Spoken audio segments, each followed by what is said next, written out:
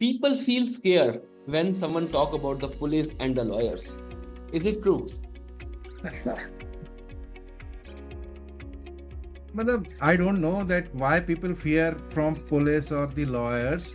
Police has its own job to do because police is the responsible party who is, responsible to enforce the law. And lawyers are the one who just make sure in courts that the law is implemented, that the things or the accused or victim, whatever result is coming in the judgment, that is, as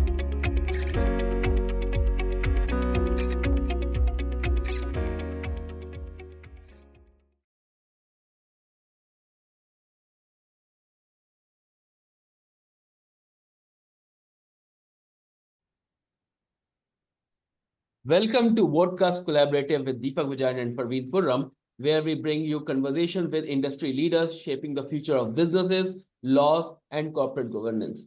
Today, we are honored to have Advocate Gopal Maurya, a distinguished advocate at Supreme Court of India and High Court of Delhi. With a unique blend of expertise in law, engineering, and management, Gopal has spent over 12 years in the corporate corridors before establishing his own practice. He specialized in corporate laws, compliances, real estate regulation, which we call RERA in India, intellectual property law and rights, and the various IT laws. Beyond litigation, he also a corporate trainer of anti-sexual harassment at the workplace, ensuring organizations foster ethical and compliant work environments, which is very much needed at today's world. And with today's theme, which is empowering compliance, transforming corporate ethics, we will explore how legal framework, corporate policies, and ethical leaderships are shaping the modern businesses. So welcome, Advocate Gopal.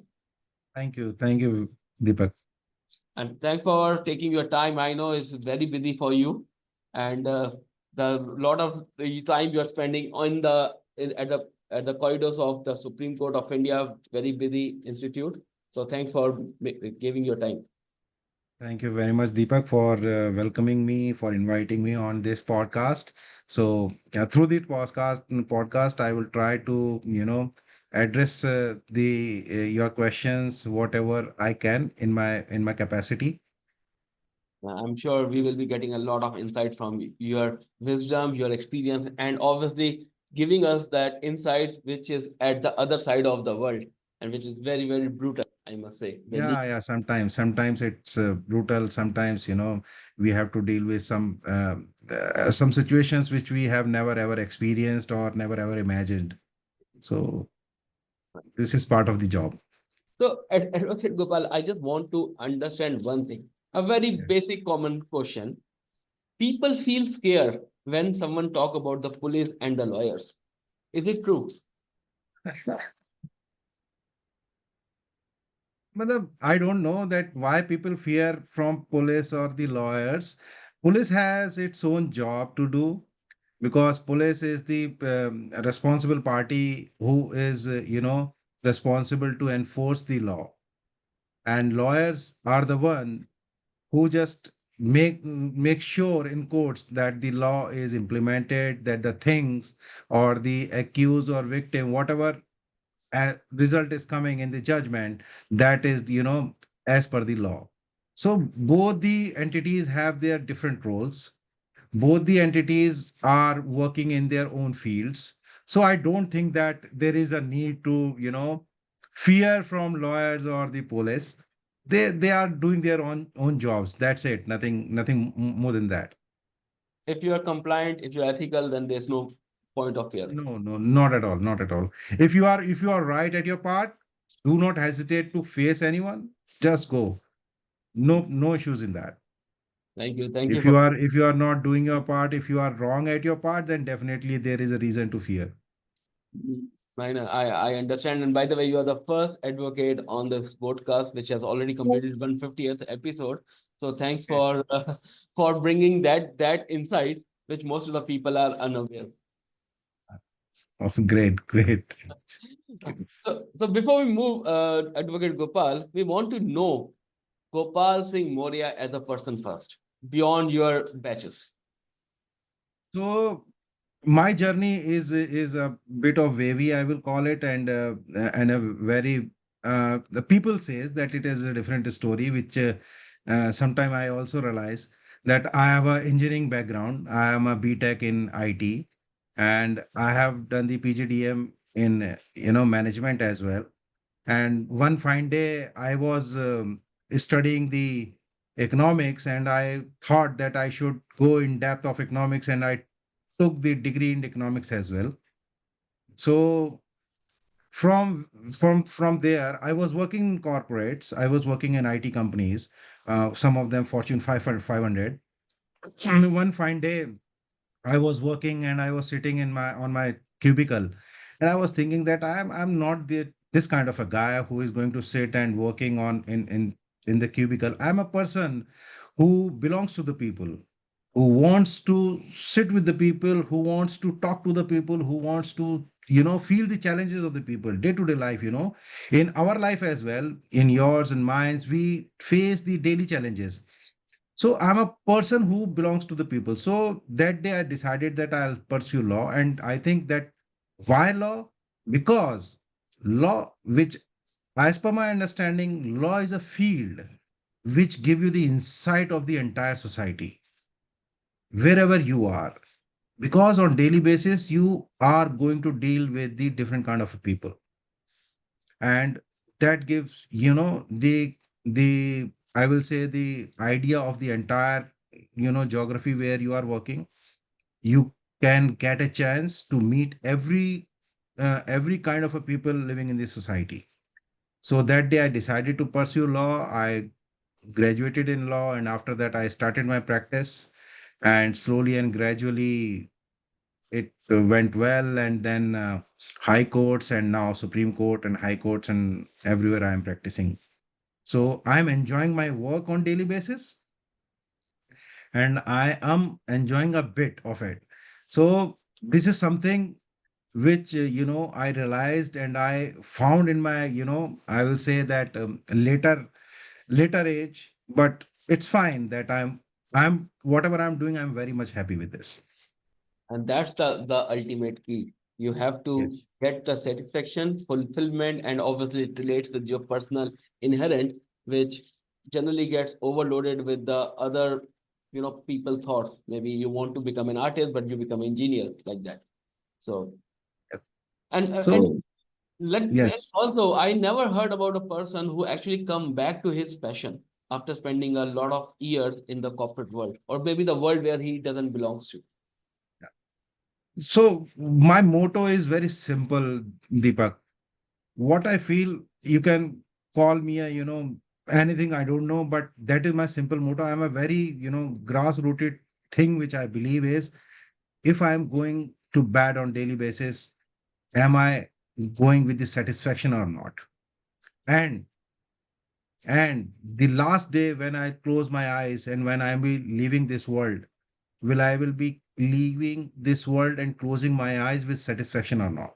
That is the only thing that comes only, that is the only thing which comes in my mind.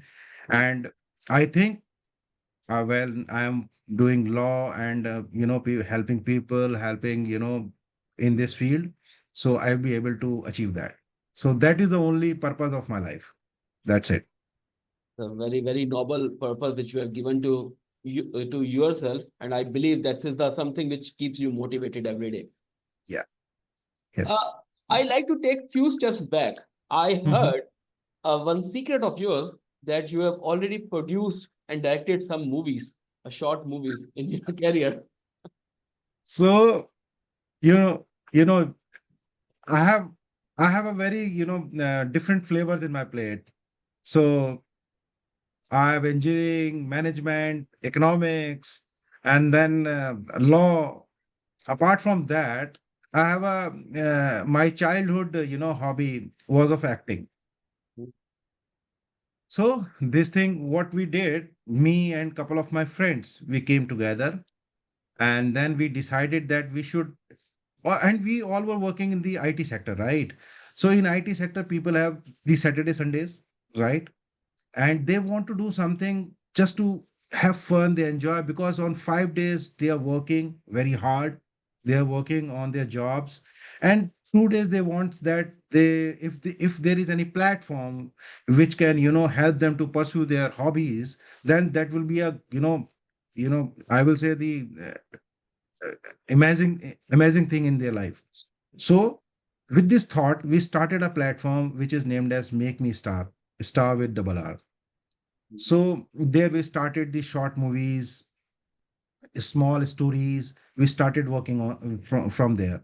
So recently we made a 4 episode short series, which is called as Copy Paste, which is on a corporate. Okay. So so so I acted in that. So that is the hobby, other part of my life, that there is a hobby which we are trying to pursue, and which makes us busy a bit and makes us happy. So this way we are living our life, we are contributing to the society, we are enjoying our life which we got from the great God. So this way I'm just trying to make the balances and having fun, and that's it. So that is also a good thing which we work and enjoy our hobbies as well.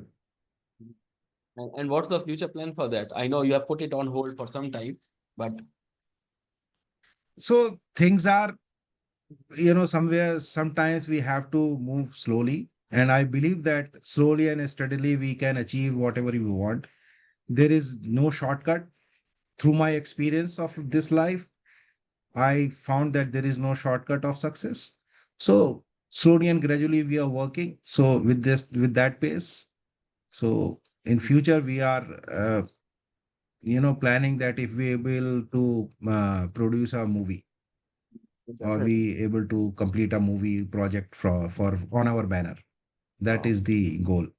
That's a very ultimate message you have given to the world, that whatever the profession you are into, or wherever you come from it, but if you have somewhere maybe a 0.1% in your mind that you can do something, so that's lead to create a new avenues as well as new areas which is unhidden, right? And but only you have to explore there, you have to take the thing. So I wish best of luck for you to for your upcoming movie. I'm not sure whether you will be an actor, producer, director, or whatever, but it should be under your brand name. So that's what our wishes for you. Thank you.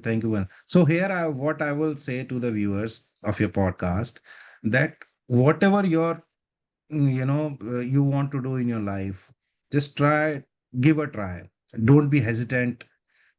I know that in life, when I started, Deepak, when I was transitioning from IT to law, Mm. so lot of hurdles were there. First of all, I had to face the face my family, because I was married. When I told my wife, so first of all she was surprised at what I'm talking, that I am doing a perfect job there. And after coming back from US, because when I was in Chicago, that time I decided that I will go in law. So when I came back and I discussed this thing with my wife, she was surprised. But when I told that what my idea of life is, so she supported a lot to me. And with her support, that I started studying law, and then I started pursuing law, because you need a support. Without that support, and the first and foremost support is required from your family, which I feel. If your family is with you, then you will be able to achieve whatever you want. That I'm sure, because I'm sitting in front of you right now. So that is the thing. So I will request everyone, whatever they want to pursue, whatever hobbies they have, at least give a try.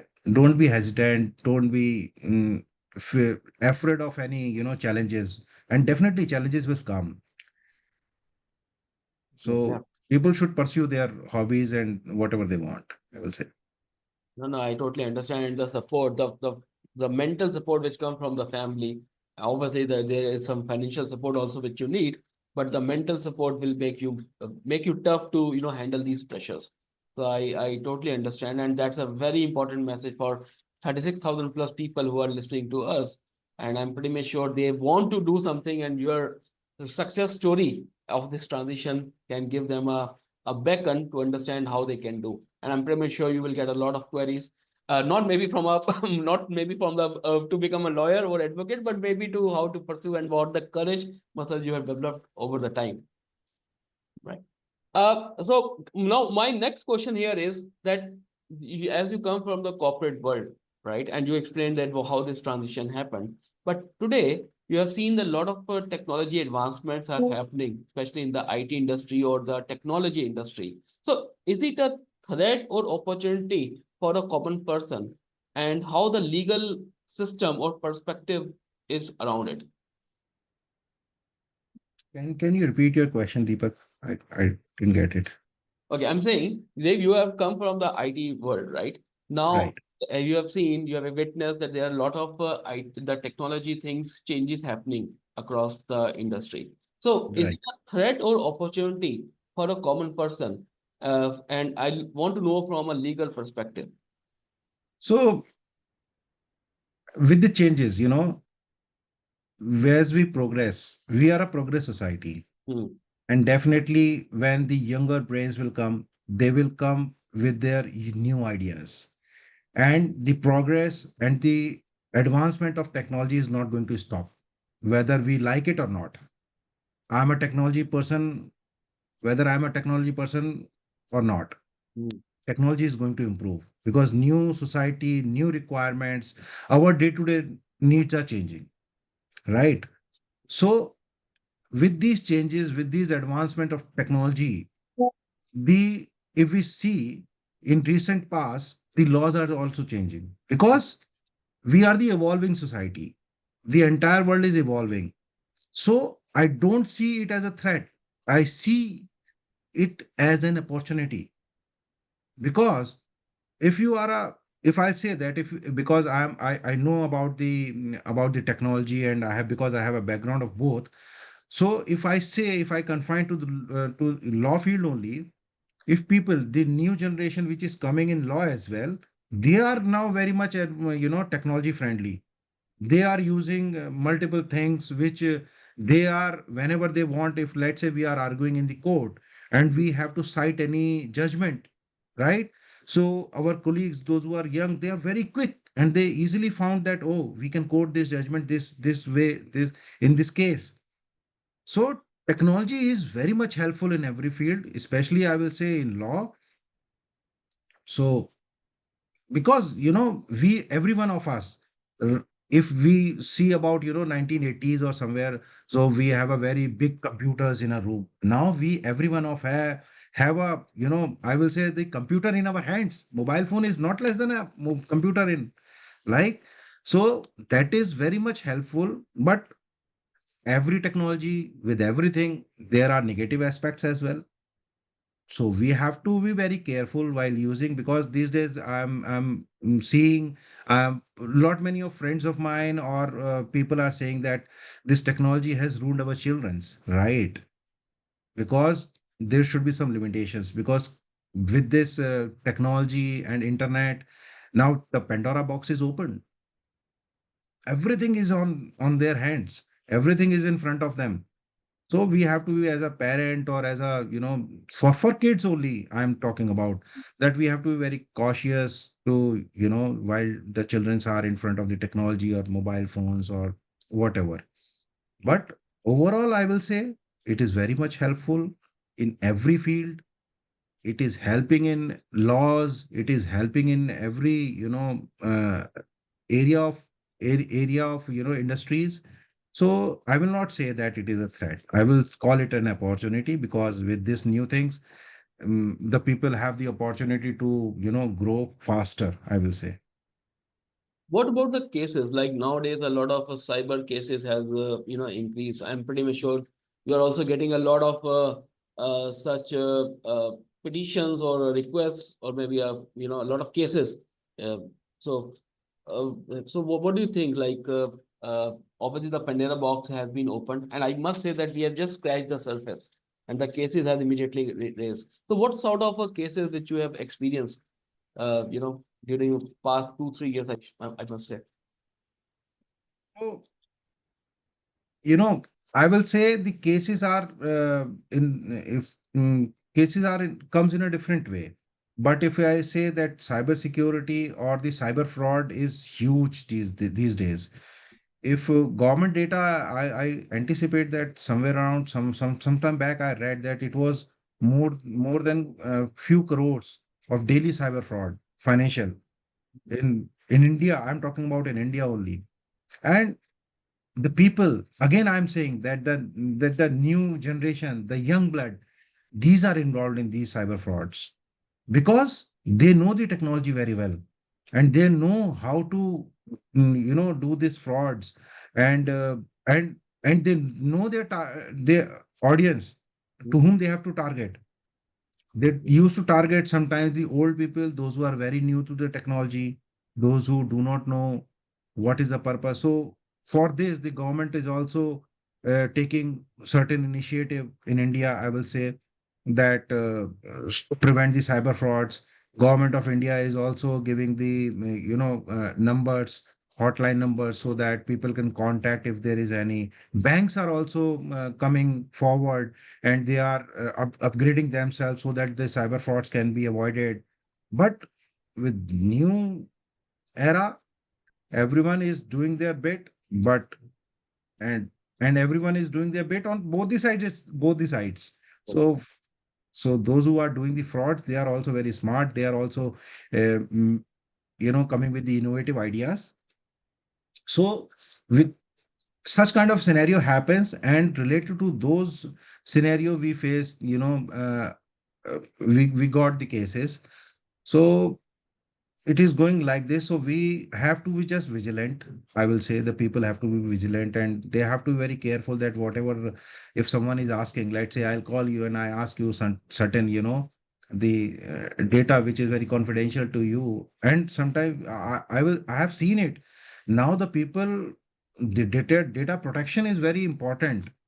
So for this, the government of India in India to 2023, a new bill came, that Digital Personal Data Act, Protection Act, 2023. So which helps in protecting the data because if you have heard, I don't know, now the spam calls comes to us and they said they give your data on your face, that your name is this, your date of birth is this, your this, every information they have. So now the strict regulations are coming, so let's see that if we will be able to, protect the data. Right. No, no, definitely. And opportunities creates some loopholes also, and this cyber security is the biggest threat. That's the reason the companies are reluctant in and that could be one of the reasons that people are the companies are not allowing the people to do work from home 100%, right? So With this, yes, with this na the new act which is implemented in 2023, which is passed in 2023. With this, the government has very much clear to the companies, those who are working in India, Mhm. and the companies works globally, right? So they have to abide the laws of land. So with this data protection now, I think the companies will be able to create the policies. Now the strict regulations are passed. So it will help. The new bill will help the companies to protect their data and so that they can avoid the data theft. Because in companies from sometimes back, it was like that. Let's say I'm an employee and I'm Mhm. working, so I have the access to the entire data. Yes. And if my intentions are not good, if I am not happy with the with my wages, or if I am want to earn money, so I can theft the data I took in my pen drive and go away, and I can sell it out in the market. It was Mhm. happening in the past, Right. but now the companies have the guidelines, companies have the act. They have to regulate in that, because I used to give the trainings on that Digital Personal Data Protection Act. So it will help the companies to manage the data well. Now I will not have the, let's say earlier I was having the entire data access, but I will only have the access only need to know basis. I will Mhm. not have the access of the entire data. So now the companies will be able to I think regulate their policies, or now they will be able to make or improve their policies. So these things now in data theft or the cyber security, the things are working. The every both the sides are working. So we can see that in future things will be, more improved. I will see. I will say. Thanks for bringing that the Protection Act bill which has been passed on and such type of initiatives. And it's very important, especially the big corporates can still, survive. They have a money to invest in their security procedures. But this MSMEs, because they are also, millions, right? If I talk Right. about the land of India, and they don't have a budget to spend across it. But yes, these regulations are very much needed as we move forward. Uh, Other than that, I would like to touch upon a topic called compliance, which Mhm. can never be neglected, right? So, how do you see compliance evolving in today's changing, fast changing business landscape? So compliance, today's the business environment is very, very much, dynamic, Hmm. right? Right. And it is evolving very rapidly, because yesterday's need is not today's need, and Right. today's need is not going to be. It is not guaranteed that it will be required tomorrow. This In this way, the environment, business environment is changing. So, with due to these increasing, regulatory complexities, technological advancement, and the expectation of the corporates, because the whatever business a corporate is working there, because if let's say, if I'll talk about the service industry, Hmm. because in IT in India, most of the companies are service industry, service based. If service based industries, the problem is that they have to take care of their client data. They have to obey the rules of law of lands as well. Now they have to you know understand the requirements of their clients. Hmm. So the expectations and the of the corporates is huge, and it is very much dynamic.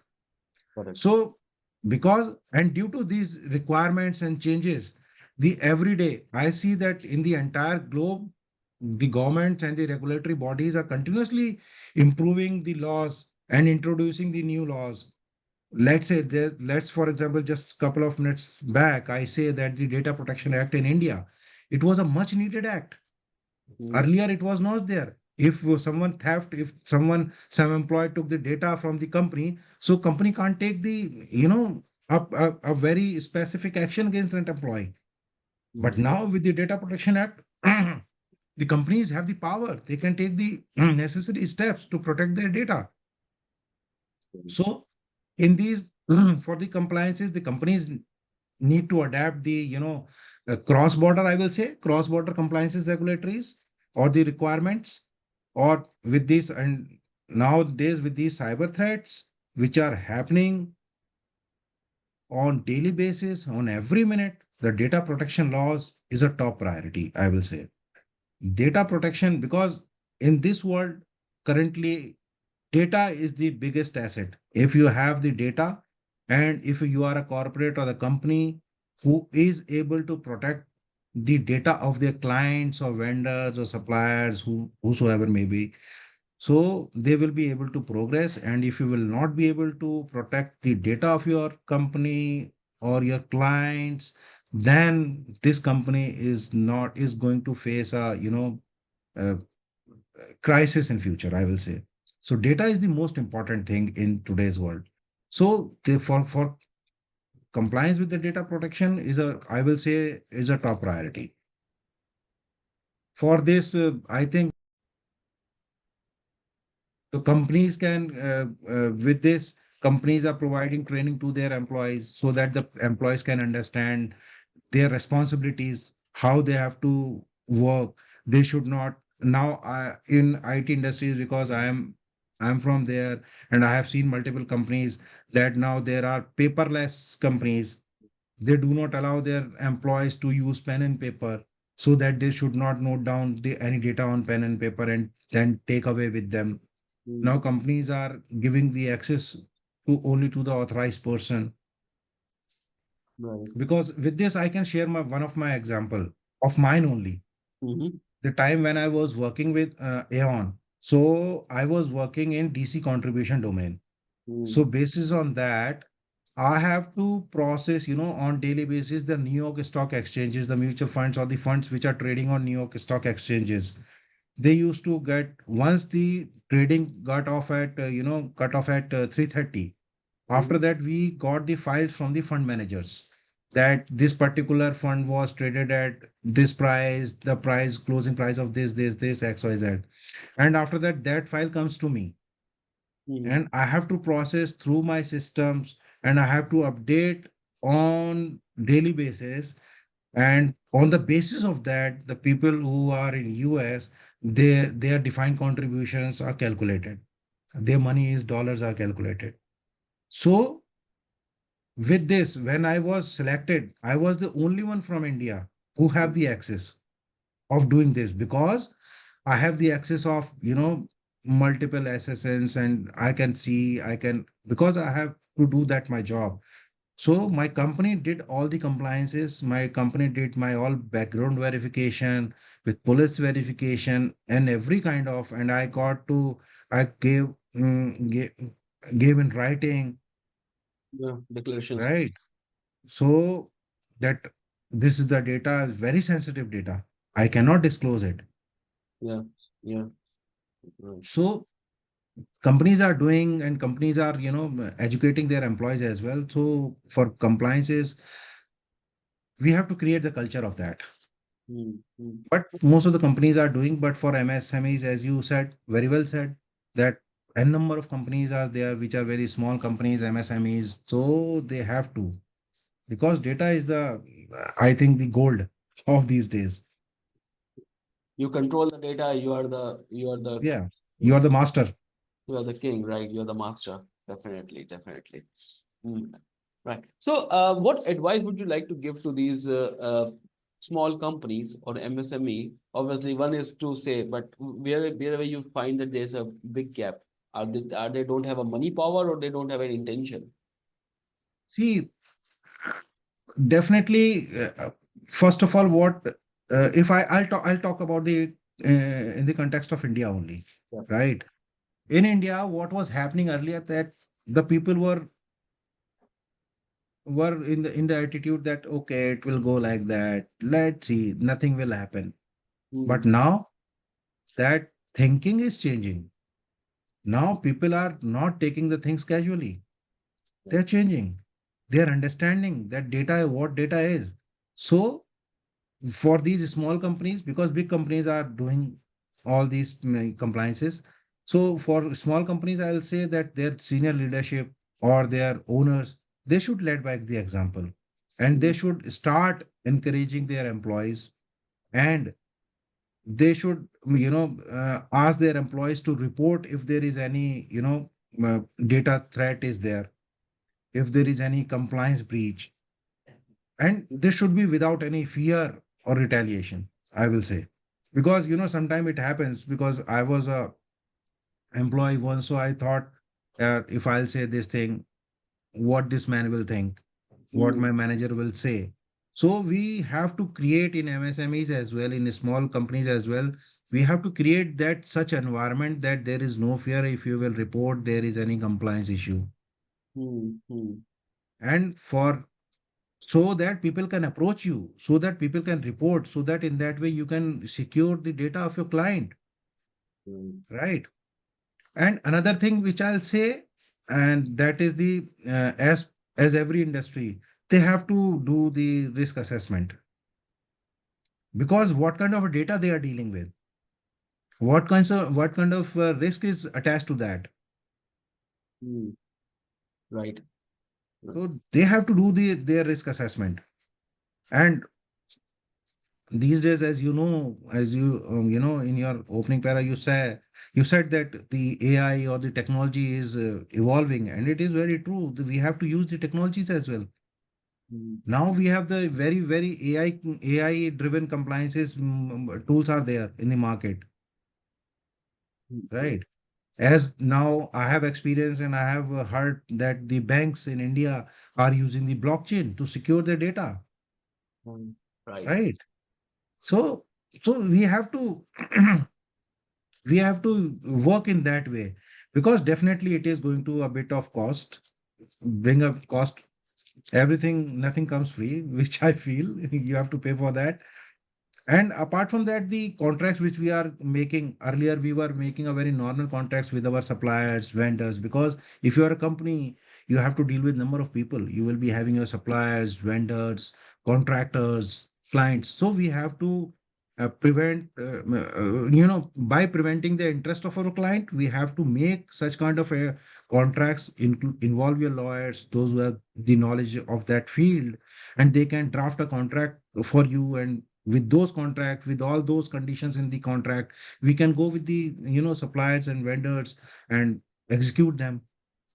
And before, and above all, there's like the companies these days, when they hire any employee, they do the background check of the employee.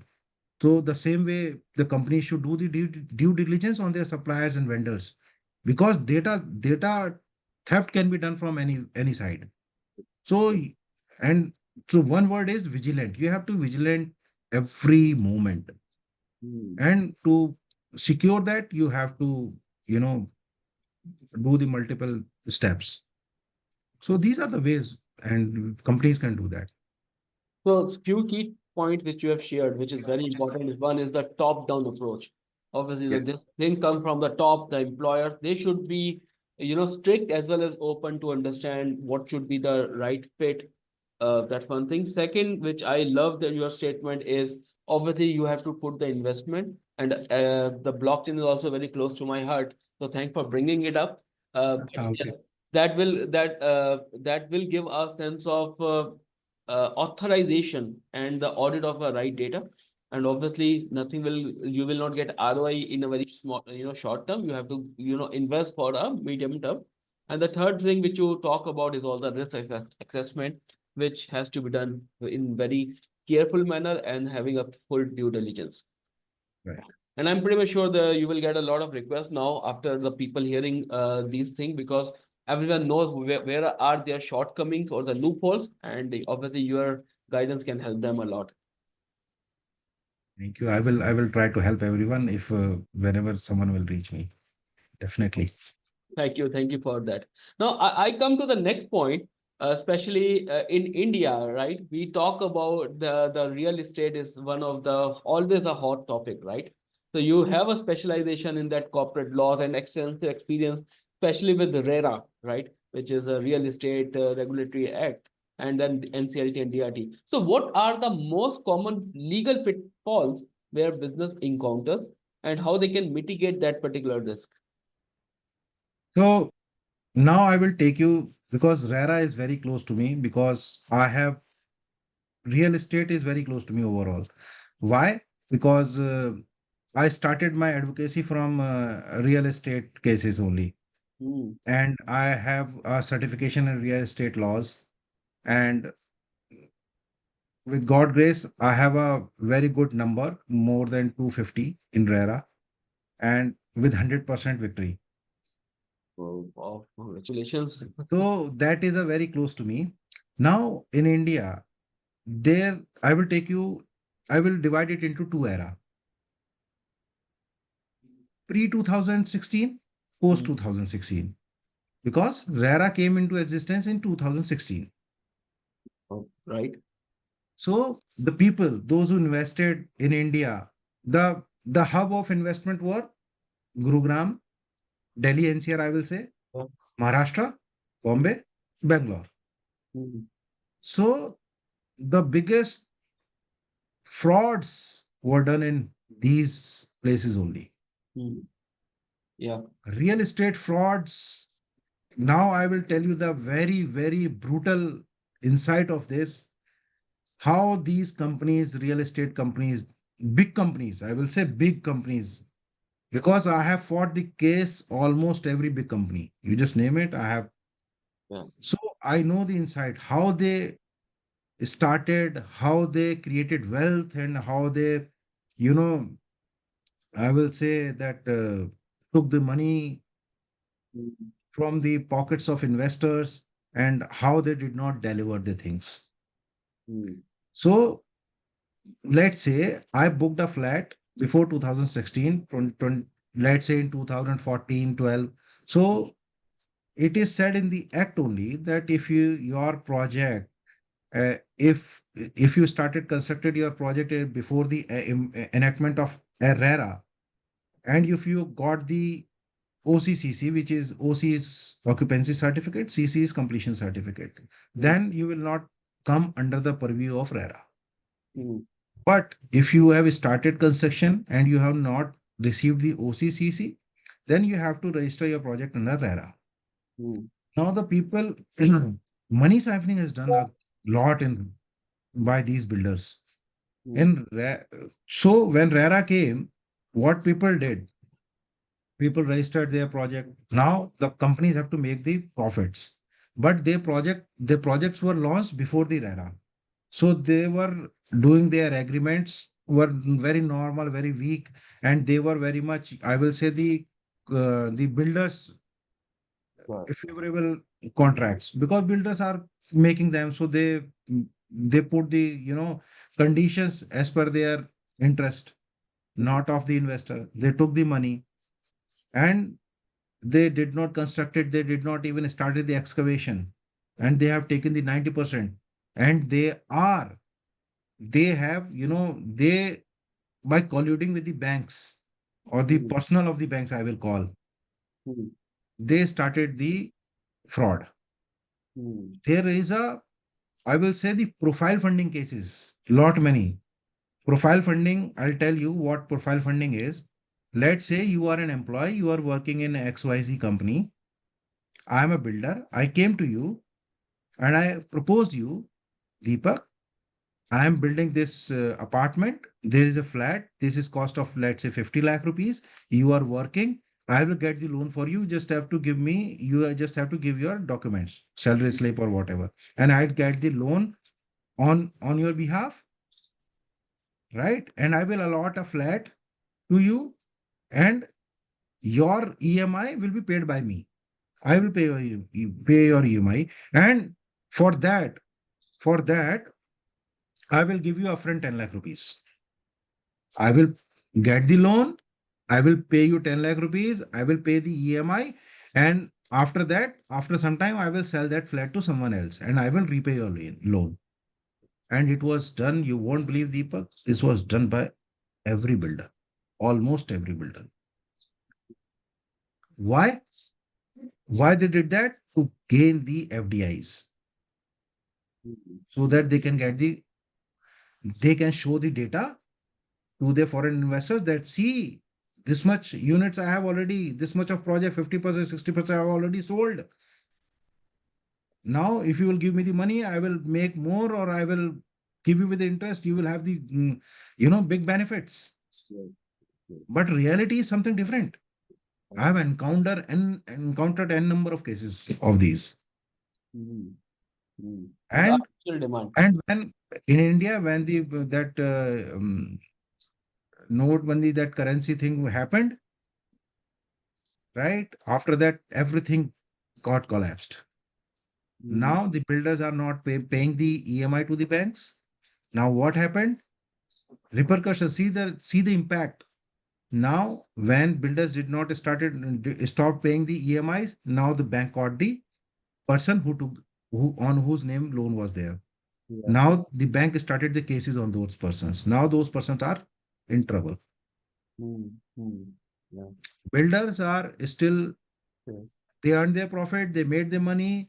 Now they are like, so this thing happened. But with the RERA, we were able to, stop at least majority of the issues. And in one of the cases, the Honorable Supreme Court has also said that without the involvement of the authorities, government officials, and banks, builders will not be able to do such big frauds. Hmm. It is quoted by the Honorable Supreme Court in a judgment. It is there mentioned that how these builders were able to do 2,000, 5,000 crore, frauds. Hmm. And it was very much, true that without the involvement of the government officials and the banks, they will not be able to. because bank's money is a public money. Someone has to take the responsibility. Right. You cannot go away with the bank money. You have to. Bank is responsible. That is the public money. Mm. Mm. So DRT, then when people were not able to repay the loans, the banks approached the DRT, they filed their cases. So in this way, I started, RERA, then I started, got the cases of DRTs, and then when companies are going into insolvency, National Company Law Tribunal. So because the people have the dues, crores of dues, I have, let's say, five customers on a simple single project, then we go into the insolvency. So this way, I was juggling, and I was doing my cases, and I got the cases on different platforms, and I got the flavors, I got the insights of every field. So with this, so real estate now, my suggestion to the people is, do not buy or purchase or go in a project in India if you do not see the RERA registration. First and foremost thing, cross verify on the state RERA portal. If someone is saying that it will reflect later, then that person is saying lie. The huge risk. Now everything is in the public domain. People should be, if people will do the half an hour of their homework, they Mm. can save their lakhs and crores of rupees. Mhm. Right. That's a very important part. Or So, if they are not sure that whether they have to, because sometimes the sellers, the builders are selling their projects, with fancy things, with fancy, I'll give you this, I'll give you that, this is that. But before handing over the 10% check to the builder, do a little bit of research, or you can contact the legal person who can help you in that. right. Because if you are taking a help of legal person, he will charge you hardly penny, and to save that, I will request, do not give your hard earned money to the in the hands of builder. You do not know you will get your property or not. Yes, So right. be very cautious, be very vigilant, just do your homework at least first before buying a property anywhere in India. Gone. Mm. No, so when it comes to the RERA implementation, now such type of frauds, like I should say, it's 100% eliminated now, or means of the project which is actually or the builder which is actually going to develop and hand over it, that has there's a restriction on him, right? He has to legally obey that rules. Yes. When, let's say, I'm a builder, Yeah. now I have to start a project. Mm-hmm. So first of all, I will take all the approvals from the government, country planning, from the authorities, Mm. right? And after that, I cannot even start marketing the project without the registration of RERA. Mm. Mm. I cannot. If I do, man, that's why I'm saying now that if you are an investor, if you see that someone is selling their project, so make sure that should be the RERA certified. And to check that, go to the RERA website of that state and check that on website, because that is the government website that will have the data which is validated. Right. And on that website, the builder are bound to put on the papers in the public domain. Noted, noted. If And the timeline also, that is also very important. If the builder has committed, it will complete this project in 4 years. Mhm. So that also will be complied by which is also be considered into the RERA Act. And if the builder doesn't comply that or doesn't deliver it, there will be penalty on him. Yes. Yes. Now, in this, two, three things can happen. Mm-hmm. Let's say I'm a builder and I say that I will complete this project, and I will hand over the project in 3 years. And in this, the plus minus 6%, 6 month of grace period is granted. Right. Right. If I go beyond, if I am not able to give you the flat in 3 years, which I Mm. committed on the agreement, Mm. now as an investor, you will have the option that you can ask your money back. That Mm. no, I don't want the flat, give me my money back. Or whenever you will hand over me let's say I will hand over after 1 years of the commitment period. Mm. Instead of 3 years, I am, so 12 years of penalty, 12 Mm. years of interest I have to pay as a builder. And that will be the MCLR, as MCLR of the SBI, money lending rate of SBI plus 1%. That is the RARA, as per the RARA Act, I am saying. Mm. That penalty, earlier it was happening that a delay penalty will be 5 rupees per square foot. No, no, no, my dear, it will not go like that. Now it will go, it will be more than 10% now, Mm. right? So now the buyer will have the advantage, whether he wants his flat, whether he wants his money back, Mm. right? So now the investors' interests are secured in through the RARA Act. Now builders can, bluntly can never say that I will not give or I will give in that period. No, no, they have to update the RARA as well. If they are getting delayed, they have to update the portal as well on the RARA website Mm. that this project is getting delayed. And if as an investor, if you approach the RARA court, the RARA court can give you the relief accordingly, or RARA court can impose the fine on the builder as well for delaying and for non-compliances. And if any builder without registering the project in RARA is marketing their project, and if we do the complaint, then there will be huge penalty. You have given a lot of insights specifically on this topic. I know this topic itself can, extend to 1 hour. There are so many there, but I believe there's millions of people who are actually stuck in this type of situation where they don't know. Just become an investor doesn't mean you are just putting a money and just waiting that price will increase. But these information can give them a sight that how they can protect themselves today as well as secure their payments, their investment as well. So thank you, Advocate Gopal, for this. I know I'm just hard stopping on this topic as of now. Otherwise, the every case is a 1 hour discussion. No, no, I will try to give, as much as I can. All right. Thank you for that. One thing which I have seen on your profile as well, that you are engaged in delivering a lot of sessions, workshops on anti-sexual harassment topic. So, how legal system view on this subject and why it is important? So, there is a case in Supreme Court which is in the name of Vishakha versus the state of Rajasthan. So the Anti-Sexual Harassment Act, POSH, Prevention of Sexual Harassment at Workplace Act, which came in 2013, the evolve is through that case only.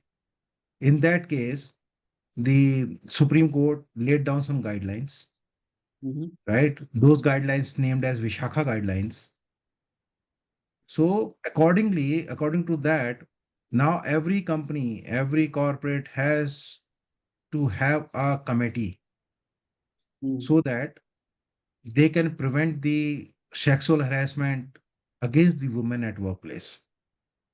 And they define through that case, they defined what kind of a harassment can be. Sexual harassment can be, let's say, I pass the comments on a girl, on a female employee, physical contact. Let's say I made some sexual remarks on her, Mhm. and I showed some sexual content on any media, through any media, Mhm. and every behavior, and any and every kind of a behavior of a person who creates a hostile work environment for that woman Mhm. for any moment. It is not that multiple instances required. If I am doing it once and after that the female employee have the power, she can approach that committee, she can complain, the internal complaint committee, ICC we call, Mhm. because ICC is mandatory in those days to handle the cases in every organization and maintain the confidentiality, and should be handled in a fairly manner. And to handle this so that this can be handled in a fairly manner, let's say, because in past I have seen it, and I have seen it, Deepak, that in 90 more than 90% of the cases of such cases, the person, a male who is on senior position, is doing the sexual harassment of the mm, lady or female who is at the lower position. mm, right, So people leverage their positions.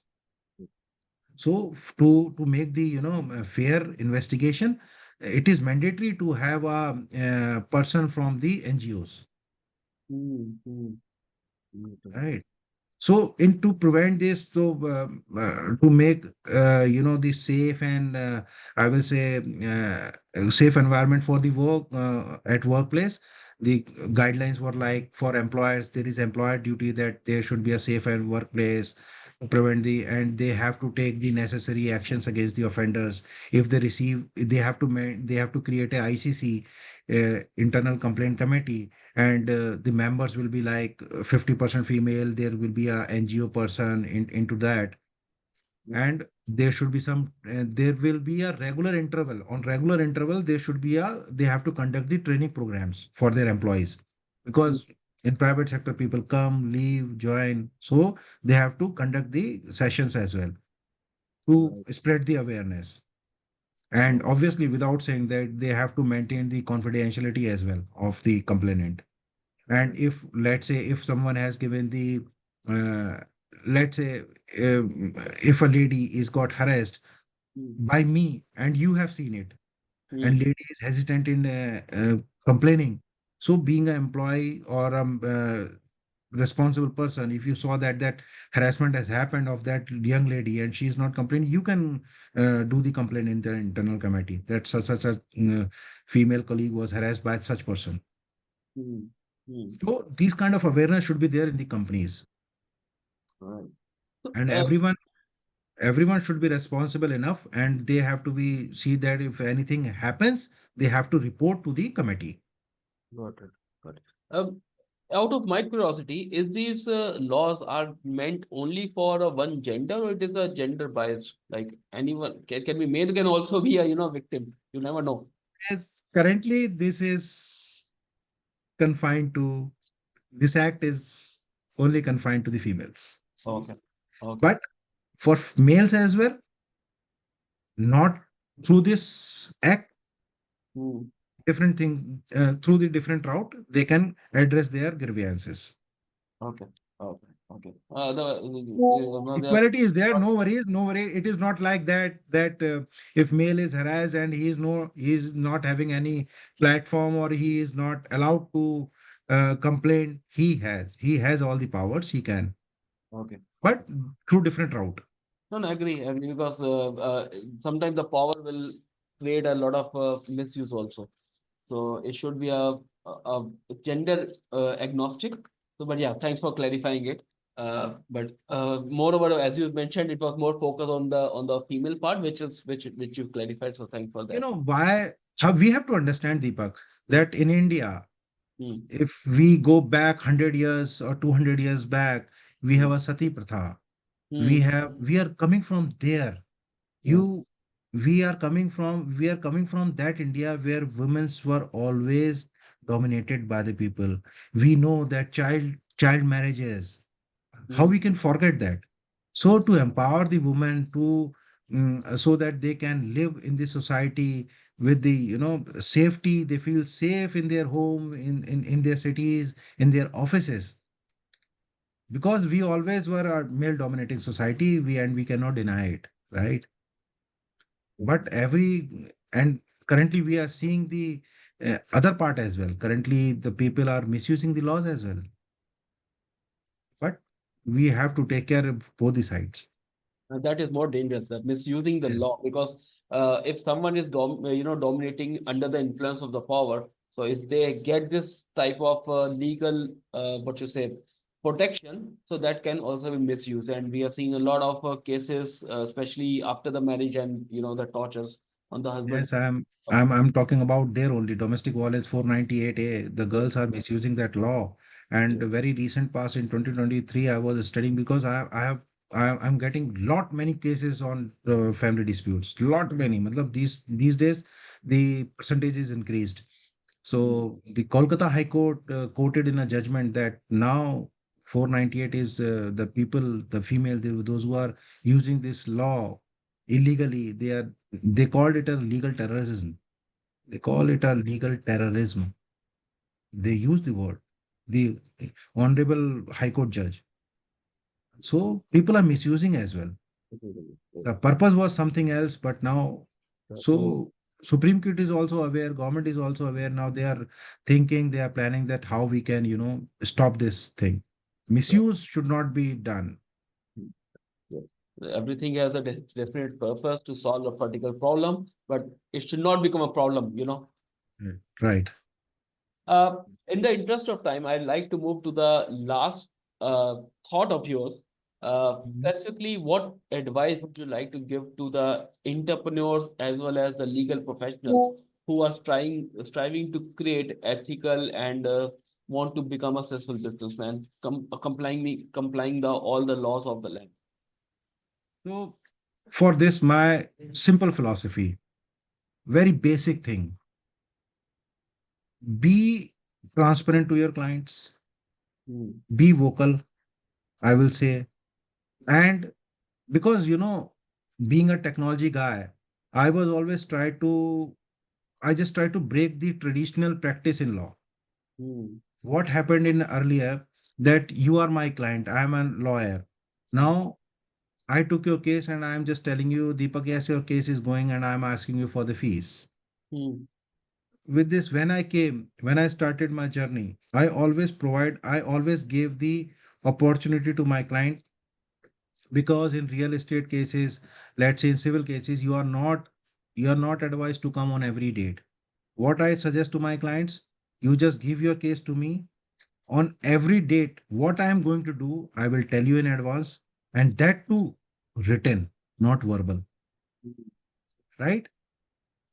What happened on the date, I will inform you once the date is over, by same day or next day morning, whenever the time, that what happened. And whenever you wish to, I will call you only on that date when your presence is required. Otherwise, I will not call you. Hmm. And if apart from that, you are willing to come, you are most welcome. You want to see, this is your case, you will be the owner of this. Whenever you want to come and see the proceedings, you can come. Hmm. So I always try to be very, that is my personal thing, that I always try to be very transparent to my clients. And that through this only I have got plenty of work. So my advice to the young generation, whether they are lawyers or the entrepreneurs or in any field, you just have to be transparent and be simple. Hmm. There should not be any fancy thing to your clients. Just be simple with your clients. So that is my suggestions to all the people, those who are around in any field and globally anywhere. Simple. So again, the important is client centricity and remaining empathic toward the client is very important. Everyone Very needs important. transparency. Everyone needs what is going on. So Yeah, you as they have the right. They have the right that what we are doing for them. Right? They have the right to know. Hmm, We cannot put them in dark. right, exactly. And that's create a right expectation also. In Right. in the B2B world also, not every salesperson should go for all the business. You should say no, what can you can do in your best capacity. Same Right. happens here as well. Yes. So because if there are risks involved, just red flag those risks. Yes. Hmm. Right. And that's where our expertise and experience comes into how to first of all inform, identify, and then how to mitigate that. Right, right.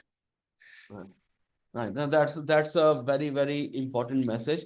And thanks for bringing that because I thought this rule only is applicable for the B2B. But yes, as you rightly mentioned, it's a human to human connection.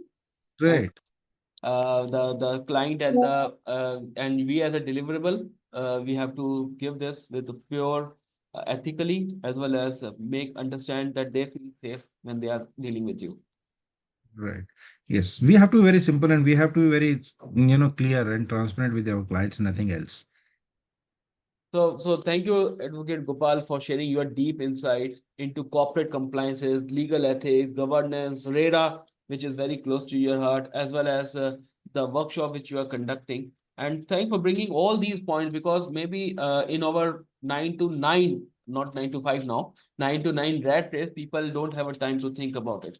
And the technology is making us very much dependent. Everything on fingertips doesn't mean that you have ruled the world. You are Yeah. becoming addicted of that. So any last message which you want to share with our audience? So I will say that if you want to do anything in your life, age doesn't matter at all, because I started my law in late 30s. Mm, So there is no stopping. No one is going to stop. Just decide and do whatever you want to do, what makes you happy when you are going on bad.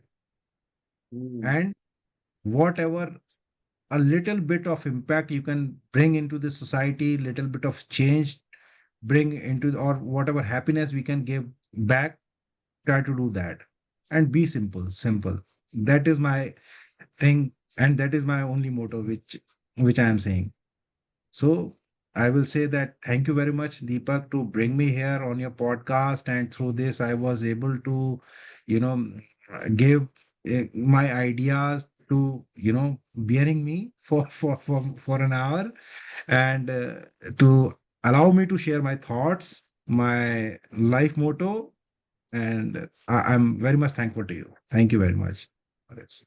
you're welcome, and thanks for your time. And definitely, if someone wants to get connect with you, because you have, strike the nerves of lot many people. So what is the best way to connect with you? People can connect me over on my email. They can leave a message on LinkedIn, or anyway on my mobile. They can Okay. ask me issues. So what I will do, I will tag this podcast under your name as well, so that the people can get connected with you. And obviously, the LinkedIn, I think let's take the LinkedIn as a first way. It Sure. will help you to filter the right candidates who are in the real need. And yeah, Right. then the opening a channel is one part of the value seller mission as well. Thank you very much, Deepak. Great. Thank you so much again. And until next time, this is Deepak Vijay signing off. Thank you. Thank you. Thank you.